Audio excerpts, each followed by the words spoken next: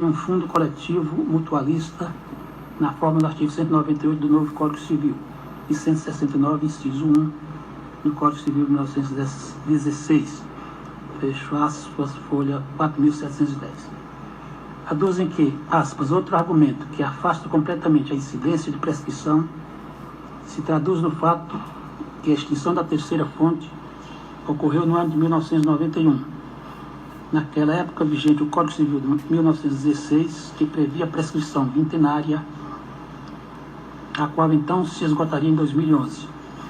O novo Código Civil estabeleceu regra de transição em seu artigo 2028, instituindo que se decorrida mais da metade do prazo na data da vigência do novo Código, a partir dali aplicar-se-ia o prazo prescricional vintenário estabelecido no Código de 1916. Se não transcorrida mais da metade, na pior hipótese, ter-se-ia 3 anos a contar de 10 de janeiro de 2003, ou seja, a prescrição ocorreria no dia 10 de janeiro de 2006.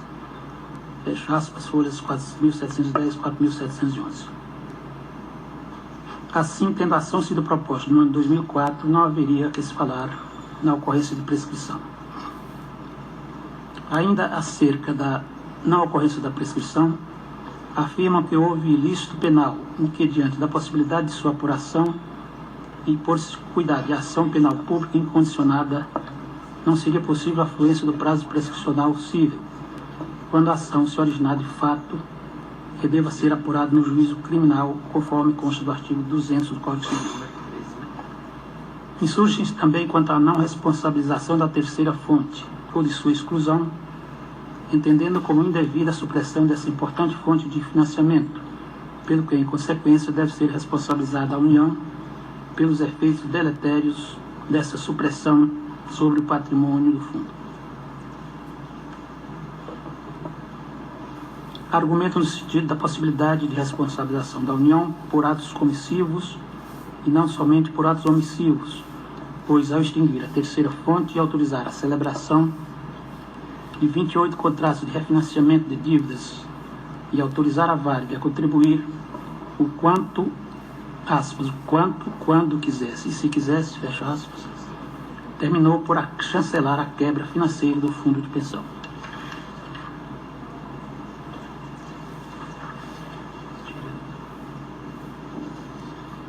Defende a reforma da sentença ao argumento de que deve ser reconhecido o prejuízo a todos os participantes do Fundo Aeros,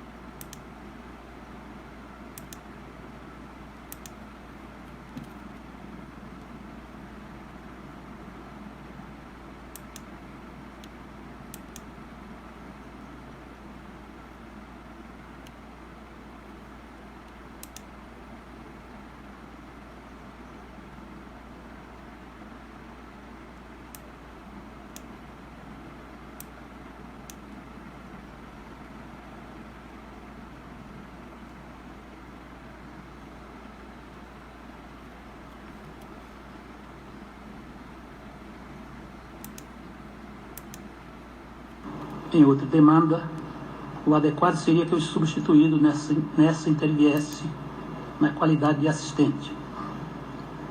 Não tendo sido assim, e uma vez que o juízo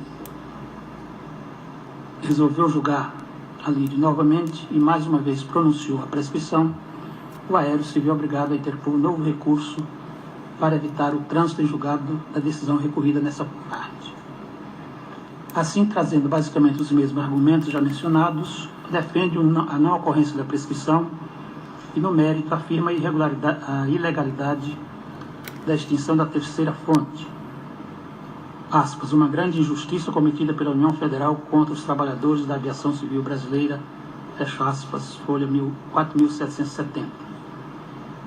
Narra que, aspas, na petição inicial se conta a história de um fundo de pensão que foi criado com base em 3 premissas atuariais, mas que, por ato da própria União, grande avalista e incentivadora dessa estrutura econômica, viu uma dessas fontes, a terceira fonte, cobrada aos passageiros da aviação doméstica nacional na base de 3% sobre o valor da tarifa, ser suprimida com antecedência de nada menos do que 21 anos da data até a qual originalmente deveria existir.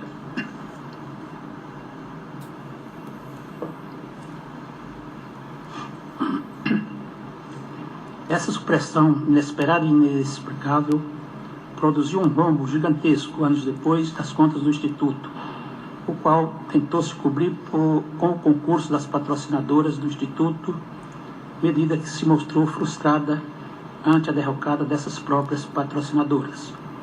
A supressão dessa terceira fonte ocorreu pela autoridade aeronáutica, já sob a égide da Constituição Federal de 1988, mas sem a oitiva do Instituto Aeros, sem que ele fosse oferecido o direito de defesa e do contraditório, sem fundamentação válida, ofendendo ao princípio do devido processo legal, da moralidade, da razoabilidade, da segurança jurídica e da boa-fé. Diante de tantos vícios, restou clara a nulidade do ato administrativo praticado e, em virtude da evidência dos danos causados, é que surgiu claro o direito à integral reparação. Prossegue em longas razões procurando demonstrar a ilegalidade da supressão da terceira fonte e o equívoco da sentença que não acolheu o pedido no ponto. A União, por sua vez, em seu recurso de apelação, suscita preliminarmente sua ilegitimidade passiva ao argumento de que foi sucedida pela Superintendência Nacional de Previdência Complementar, PREVIC. Afirma que houve julgamento extra e ultra petita, além da perda do objeto da ação por inexistência de interesse de agir. Aduz que, incidindo a prescrição quinquenal para a cobrança de dívidas contra a União, alterando o protocolo da ação em 24 de março de 2004, estaria prescrita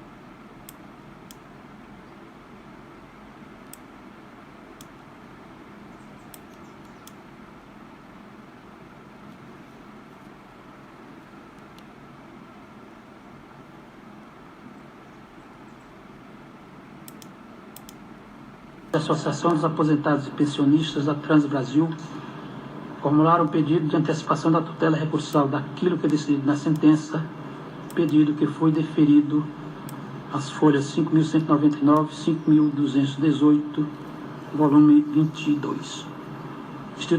Instituto Aéreo de Seguridade Social opôs embargo de declaração à decisão que antecipou os efeitos da tutela recursal, e a União agravou regimentalmente do mesmo ato. Os embargos de declaração foram rejeitados e foi negado provimento ao agravo regimental.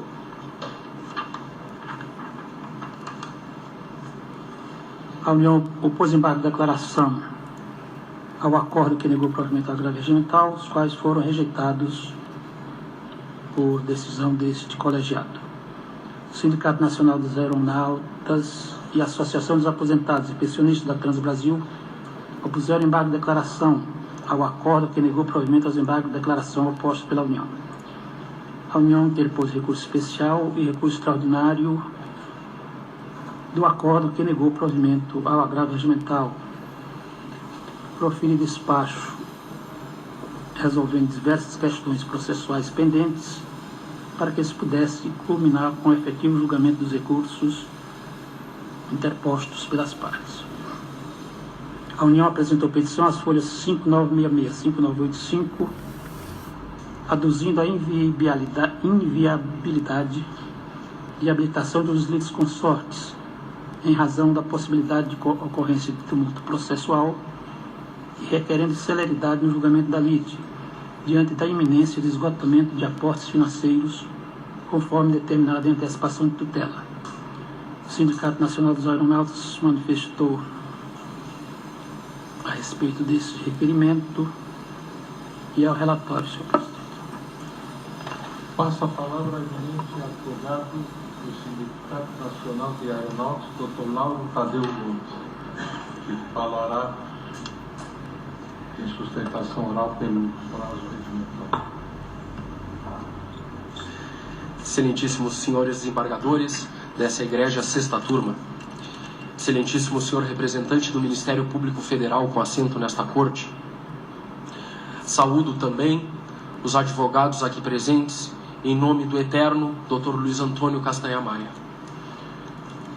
Senhoras e senhores, em minha oração buscarei demonstrar que o julgamento de hoje não se trata apenas de responsabilização da União por atos comissivos contra o Aeros.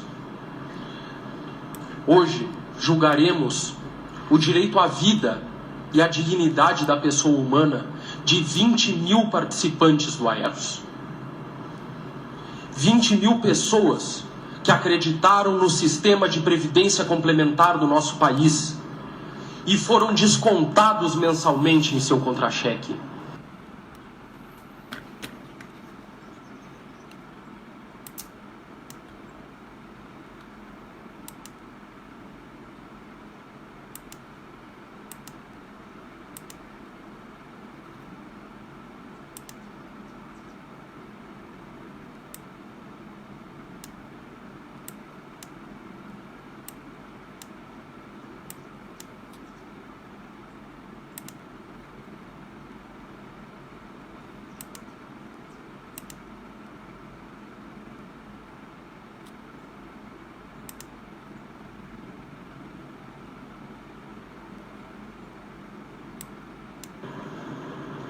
Mesmo com o falecimento de 2.200 pessoas,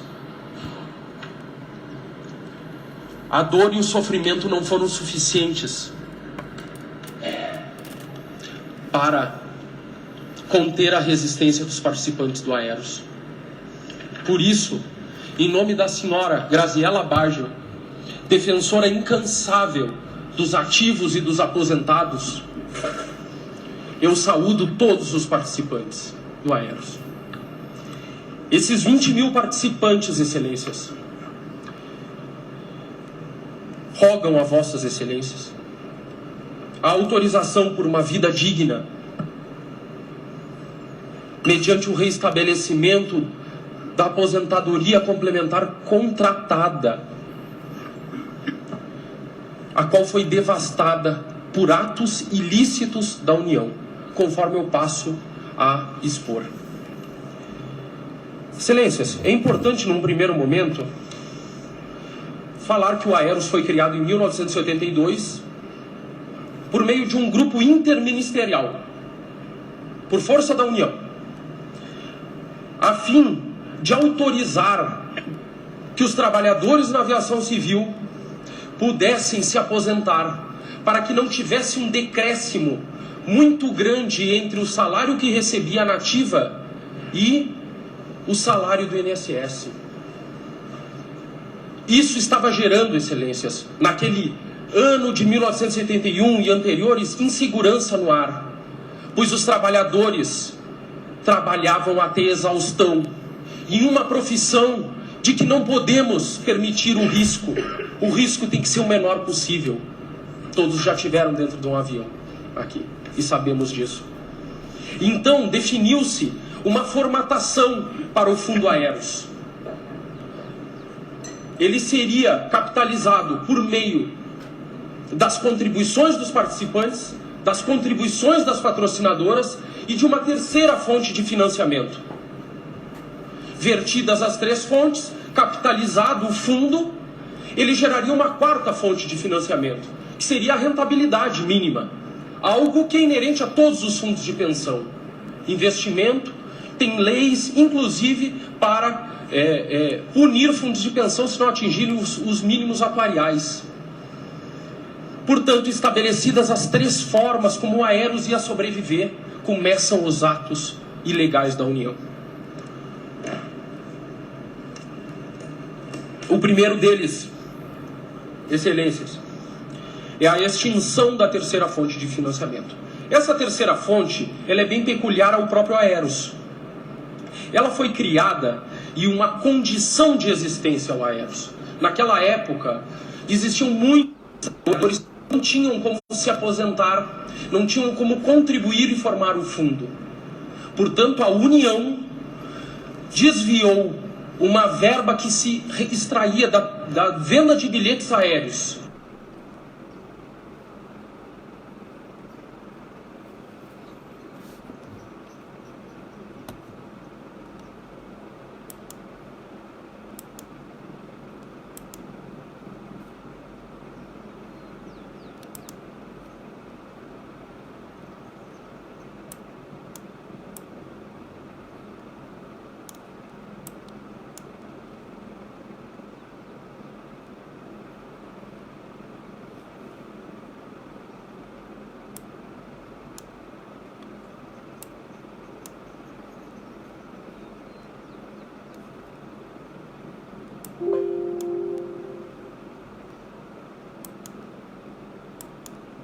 O Aeros fez um pedido de reconsideração, alertando a União.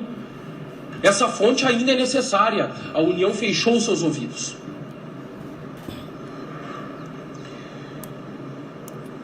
Portanto, esse é o primeiro ato ilícito cometido pela União. E a sentença de primeiro grau decretou a prescrição desse ato, pois a ação foi ajuizada em 2004. Excelências, não há prescrição nesse caso. E há três motivos bem objetivos. O primeiro deles é: o Aeros, em 91, afirmou a terceira fonte já cumpriu com o seu objetivo. Em 2004, o mesmo DAC, conforme folha 740 e 741 dos autos, afirma que não tinha pessoal especializado e que não tinha pessoas para fazer um estudo atuarial, ou seja, se mentiu, se falseou aquele ofício de 1991. Por isso é que nós sustentamos que teria ato ilícito, pelo menos a ser investigado, excelências, na área penal.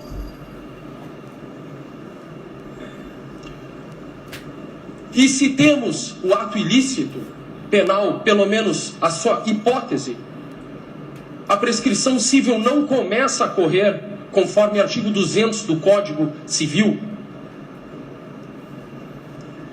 A segunda, excelências, como vamos declarar uma prescrição contra incapazes? 20 mil pessoas, excelências, muitas delas com dependentes, com alienação mental. O fundo é único e indivisível e mutualista. Se declarar prescrição para um, como faremos para os demais? Vamos declarar prescrição contra incapazes que vão depender dessas verbas. E a terceira, excelências, terceiro motivo para afastar a prescrição é a aplicação da teoria da accionata. Nesse momento, só começa a fluir a prescrição quando as vítimas, verdadeiras vítimas, e aqui os participantes, porque o dinheiro é deles, têm ciência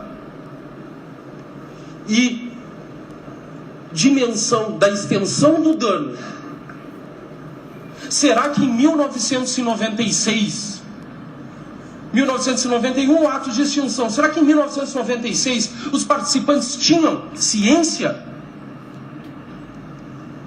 Excelências, em 96 os ativos estavam contribuindo, os aposentados recebendo benefício, e a União afirmando que a terceira fonte tinha cumprido o seu objetivo. Então, como podemos decretar a prescrição? Aqui a prescrição só pode começar a contar no momento em que as aposentadorias começaram a minguar, no momento em que os ativos não mais contribuíram para o fundo em função da liquidação.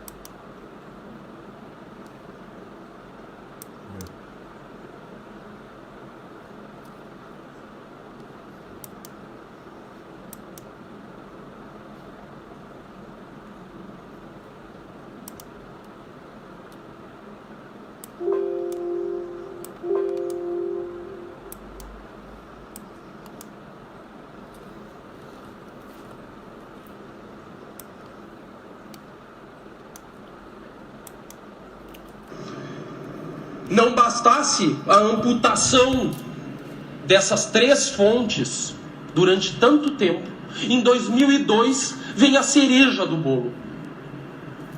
A Varig é autorizada pela União, pasmem, excelências, a contribuir com zero. Zero é contribuição? Zero é contribuição? Então, nós temos aqui, excelências, a amputação das três pernas de financiamento do Aeros. Por isso que a União, e com todas as vênias ao Dr. Diogo, que depois me sucederá aqui nessa tribuna, a União não é seguradora universal, não. A União tão somente tem que responder pelos atos, pelos seus carimbos e assinaturas que constam dentro dos autos. Esses atos, excelências, não foram tão somente omissivos, como a respeitável sentença de primeiro grau entendeu. Esses atos foram comissivos. A carimbo, a assinatura, autorizações para contribuir com zero. Portanto, excelências, esse também é um dos pontos que estamos requerendo, é a condenação da União por atos comissivos e não somente omissivos. Esses atos da União, extinção da terceira fonte, amputação por 16 anos das contribuições, tanto patronais quanto dos trabalhadores, esses atos atingiram a todos, excelências. O fundo é único, solidário e mutualista. Varig e Transbrasil, nesse caso, eram as maiores patrocinadoras.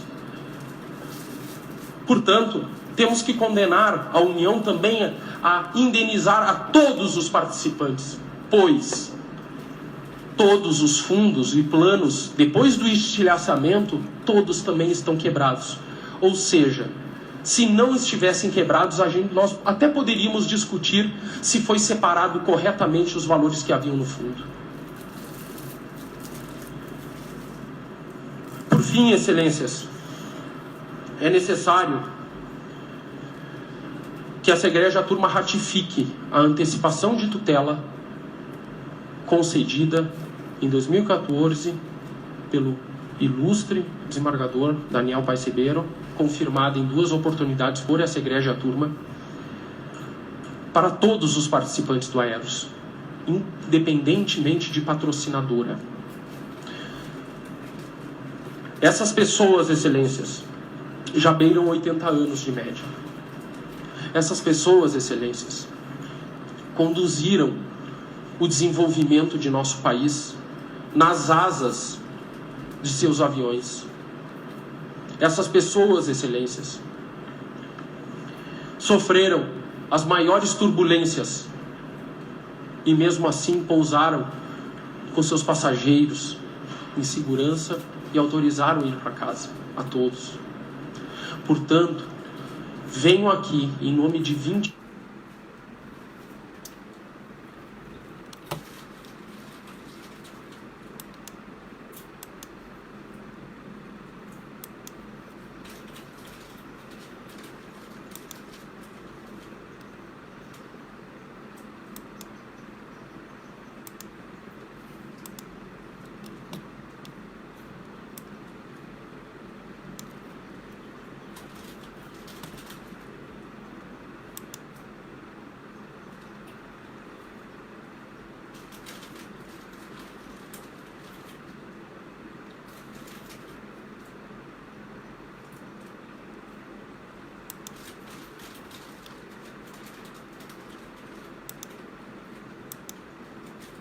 Boa tarde, excelências, excelentíssimos integrantes dessa polenta turma, ínclito membro do Ministério Público, colegas advogados, em especial saldo no nome do doutor aqui que me antecedeu, que fez uma excelente sustentação oral, também colegas servidores públicos.